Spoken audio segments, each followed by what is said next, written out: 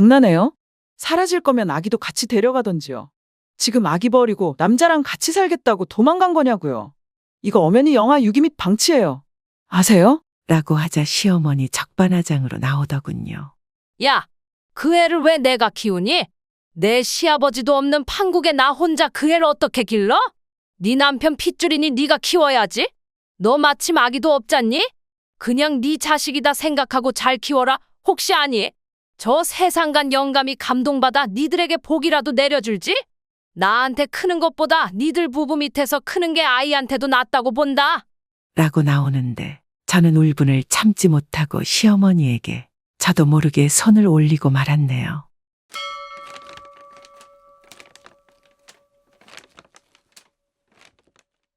안녕하세요. 31살의 평범한 전업주부입니다. 원래 시아버지가 운영하는 회사의 경리로 취업했다가 그 밑에서 아버지 사업을 배우고 있던 남편이랑 만나 결혼하게 되었어요. 남편은 아버지의 사업을 물려받기 위해 예전부터 노력했다지만 개인적인 제 견해로는 남편은 심성이 유약하고 너무 착해서 사업과는 적성에 안 맞는 듯 했습니다. 그래도 꿋꿋하게 열심히 노력하는 모습이 예뻤는지 아버지는 유독 제 남편을 많이 챙겼어요. 하나 있는 아들이기도 했고 사랑하는 전부인이 낳은 유일한 자식이기도 했고요. 남편의 친어머니인 제 진짜 시어머니는 남편 중학교 때 병치레를 하시다 돌아가셨다고 합니다. 시아버지가 그로 인해 식음을 전폐할 정도로 힘들어 하셨다고 해요. 지금은 여자라면 사족을 못 쓰는 날고 기는 호색한이셨지만 시어머니한테만큼은 지고지순한 순정을 가지셨어요. 아버님은 그 이후로 2번의 결혼을 더 하셔서 밑으로 자식을 셋이나 더 보셨지만 진짜로 아끼는 건 저희 남편밖에 없는 듯 했습니다. 그로 인해 시어머니와 다른 형제들은 늘 시아버지를 못마땅해 했고 남편을 질투했습니다.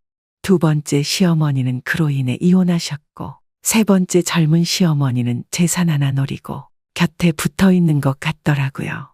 시아버지랑 젊은 시어머니는 20살 정도의 나이차가 났습니다.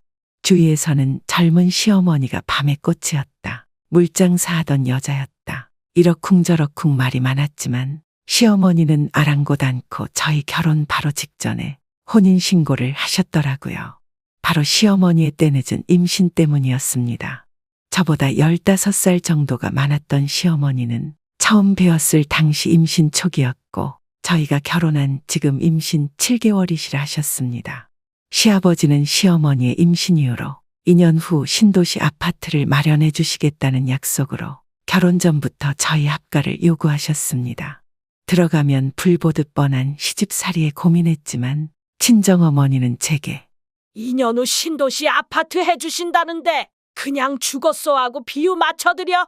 어차피 시아버지 네 남편을 가장 예뻐하신다며 뭐가 문제야?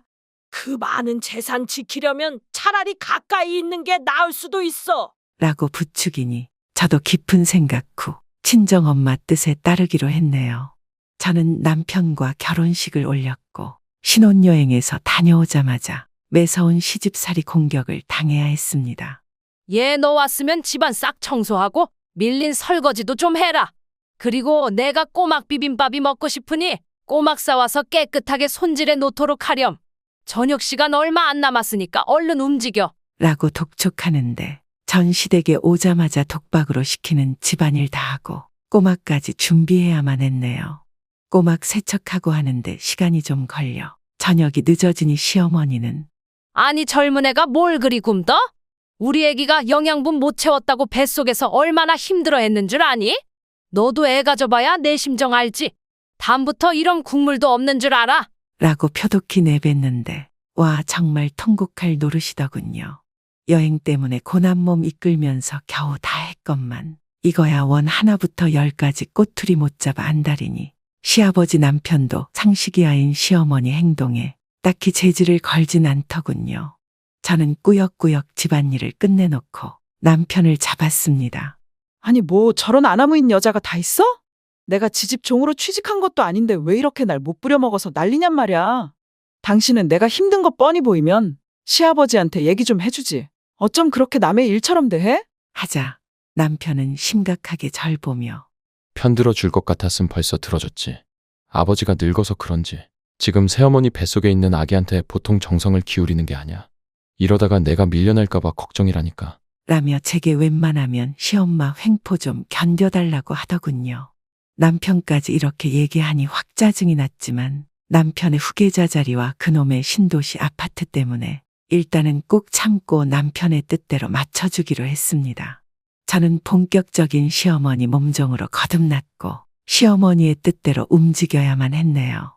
집안일들은 기본이고 쇼핑 갈 때는 항상 옆에서 시어머니 백 들고 쇼핑한 물건들 들고 다녀야 했고 시어머니 운전기사 노릇까지 하며 다녀야만 했습니다. 심지어 시집와서 처음으로 맞는 명절에도 예외는 없었어요. 새 시어머니는 친정이 없었던 터라 계속 집에만 계셨고 본인 시중들 사람 없으면 불안하다는 이유로 저 친정에 다녀오는 것도 2시간만 겨우 허락해 주었네요. 세상에 막장 시어머니도 이런 막장 시어머니가 없었습니다. 뱃속 아기는 어느덧 8개월이 되었고 시어머니의 배도 덩달아 같이 불렀네요. 뱃속 아기는 아들이라 하더군요. 시아버지는 옛날 분이시라 그런지 아들이라 하니 좋아하시며 늙음악직하게 이쁜 자식 보게 생겼다고 잔뜩 들떠 계시더라고요. 제가 격리로 일했을 때 남편만 챙기던 시아버지와는 사뭇 태도가 다른 게 왜 남편이 불안해하고 있는지 알 것 같더군요. 그래봤자 태어나면 아기일 텐데 자식벌 같은 시동생이랑 후계자 다툼하는 것도 좀 웃기더라고요. 저는 아기보다는 여우 같던 시어머니가 더 걱정이었네요. 베갯머리 송사라고 잠자리에서 시아버지한테 어떤 말로 구슬리는지 저희는 알 길이 없으니 하루하루 달라지던 시아버지 태도에 불안하기만 했습니다. 날이 갈수록 시아버지는 뱃속 아기를 챙겼고 전에 그저 그렇던 자식들과는 확실하게 다른 애정이었네요. 그런데 예상치도 못한 일이 터지고 말았습니다. 가뜩이나 어려운 경기 탓에 사회가 뒤숭숭한 것까지 맞물려 시아버지의 사업은 큰 어려움을 맞게 되었어요. 거기다 시아버지가 어음을 잘못 돌려막은 탓에 사업은 내리막길을 타 결국 시아버지 회사는 큰 타격을 입어 부도를 맞게 되었습니다. 그 충격으로 시아버지는 쓰러졌고 병원에 입원한 신세가 되고 말았어요. 시어머니는 믿었던 시아버지가 무너지자 인생 전부를 잃은 것처럼 슬퍼하더군요. 임산부 면역력 때문에 병원 출입을 못했던 시어머니는 매일매일 제게 전화해 시아버지의 병차도를 물어보았습니다. 시아버지의 병세는 생각보다 위중했습니다. 가뜩이나 회사 일로도 감당하기 버거운데 시아버지까지 저런 모습이 되니 남편은 어찌할 바를 모르더군요. 결국 빚쟁이들이 병원이며 집으로까지 몰려들었고 저희는 또 다른 진퇴양난을 맞게 되었습니다. 손 쓸 줄 몰라 벙쪄 있는 남편을 대신해 제가 회사 전반의 업무를 다시 확인하였고 여기저기 있었던 건물이며 땅이며 심지어 저희 살고 있는 집까지 못 지켜낼 것 같았습니다. 상황이 한참 심각해져 가고 있는데 엎친 데 덮친 격이라고 시어머니가 갑자기 복통을 호소하며 애가 나올 것 같다는 게 아니겠어요. 서둘러서 시어머니를 병원으로 모셨고 시어머니는 제왕절개를 시도해서 힘들게 아이를 낳았습니다. 시어머니는 시아버지 이름을 부르며 갓 태어난 아기를 안고 한참이나 울더군요. 시어머니는 퇴원 후 조리원으로 옮겨 몸조리를 시작했습니다. 때마침 저희도 시아버지 재산이 몽땅 빚쟁이들에게 넘어가 버려 이사할 집을 알아보고 있었는데 그때 시기와 맞물려 결국 시아버지가 병원에서 운명하셨다는 소식을 듣게 되었습니다. 저희는 운명하신 시아버지를 장지에 모시며 슬퍼했고 지인분들에게 시아버지의 운명을 알렸지만 흥할 때는 애워쌌던 사람들이 막상 시아버지가 망하자 문상객들도 그리 많이 찾진 않더라고요. 둘째 시어머니는 찾지도 않으셨고 그 자식들은 혹시나 떨어질 콩고물 있나 찾아와 기웃거렸지만 망하고 빚만 남은 걸 알자 뒤도 안 돌아보고 내빼더군요. 참 씁쓸했습니다. 저는 산후조리원에서 산후조리 핑계로 코빼기도 안 비친 시어머니께 연락을 했지만 받지 않아 긴 장문의 톡으로 시아버지 어디 장지에 모셨는지 상세하게 일러드렸네요. 허나 기척도 없었습니다. 저는 남편과 다행히 친정도움으로 빌라 전세는 구할 수 있었습니다. 적어도 길바닥에 내려앉지 않는 것을 다행으로 여기고 남편과 으쌰으쌰하며 처음부터 다시 시작하기로 했어요. 그런데 문제는 시어머니였습니다. 어쨌든 남편의 진짜 엄마도 아니고 시아버지의 부인일 뿐인데 시아버지까지 돌아가신 마당에 그 부인을 모셔야 하는지 의논했지만 참 답이 안 나오더라고요. 남편과 저는 결국 타인이었던 시어머니를 모시지 않기로 결론짓고 산후조리원 퇴소한 날 찾아가 말씀드리려고 했네요. 그런데 예기치 못하게 퇴소하기 하루 전날 산후조리원에서 급히 연락이 왔어요. 산모님이 아기를 두고 사라지셨어요. 아무리 찾아봐도 보이질 않으시네요. 알아보시고 연락 좀 주세요. 라고 말하는데 저는 뒤통수를 때려 맞은 것 같아 어찌할 바를 모르겠더군요. 주위를 수소문해 시어머니께서 가실 만한 곳을 찾아봤지만 시어머니의 행방은 묘연했습니다. 비용 때문에 산후조리원에 아기를 계속 맡길 순 없어 시어머니의 아기를 일단 집으로 데려왔고 저와 남편은 급기야 시어머니를 찾기 위해 경찰에 실종 신고를 했습니다. 아기를 보는 게 생각보다 쉽지 않더군요. 저 역시 엄마 역할이 아닌지라 서툴기만 했습니다. 급한 대로 인터넷에서 우유 타는 법이랑 목욕시키는 법이랑 대강 찾아보고 얼떨결에 아기를 돌보게 되었네요. 낯설고 서투른 제 손길에 적응 못한 아기는 계속 울기만 하더라고요. 엄마한테 버림받은 걸 알았는지 뭘 해도 우는데 가슴이 답답해져 왔습니다.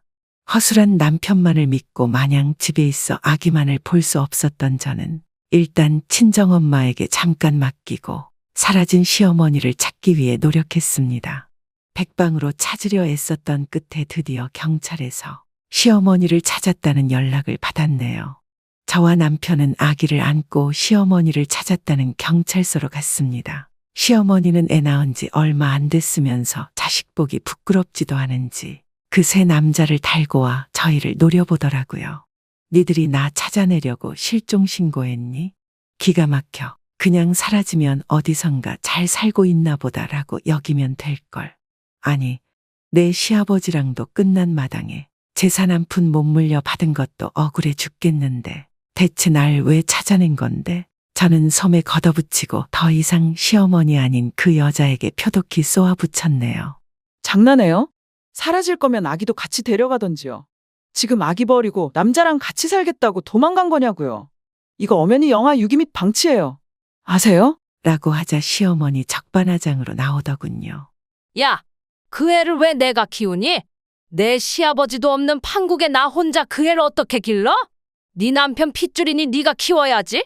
너 마침 아기도 없잖니? 그냥 네 자식이다 생각하고 잘 키워라. 혹시 아니? 저 세상간 영감이 감동받아 니들에게 복이라도 내려줄지? 나한테 크는 것보다 니들 부부 밑에서 크는 게 아이한테도 낫다고 본다. 라고 나오는데 저는 울분을 참지 못하고 시어머니에게 저도 모르게 손을 올리고 말았네요. 간신히 남편이 절 제지해서 극단적인 일까진 일어나지 않았지만 세상에 어떻게 저런 비정한 엄마가 다 있답니까? 세상 분간 못하는 어린애도 아니고 살 만큼 사신 양반이 갓 태어난 아기를 버릴 생각을 하다니요. 곁에 있던 경찰 역시 제 말이 맞다 하면 산후조리원 기관을 조사한 근거로 영아 유기 및 방치로 입건하겠다고 하더군요. 그 말에 찔끔 겁을 먹었던지 시어머니는 그럼 이 아이 데려가서 내가 알아서 할 테니 아이도 본인도 더 이상 찾지 말라고 합니다. 그리고 나서 내연남이랑 아이를 안고 함께 일어나더군요. 저는 시어머니 앞을 안간힘을 쓰고 가로막았습니다. 그 아이 어떻게 하실 건데요? 설마 버리시진 않으시겠죠? 내 아이 어떠하든 그거야 내 맘이지.